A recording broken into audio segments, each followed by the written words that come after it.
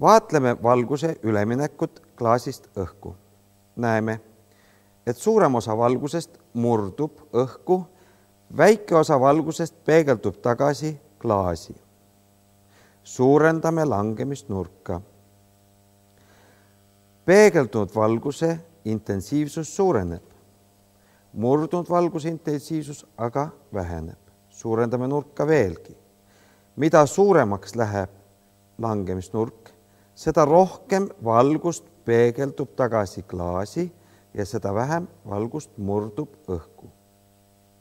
Teatud nurga puhul kaob murdunud kiir ning kogu valgus, mis langeb klaasi õhu piirpinnale, peegeldub tagasi klaasi. Sellist nähtust nimetatakse valguse täielikuks peegeldumiseks. Valguse täielik peegeldumine esineb ainult juhul, kui valgus langeb optiliselt tihedamast keskkonnast optiliselt hõredama keskkonna piirpinnale.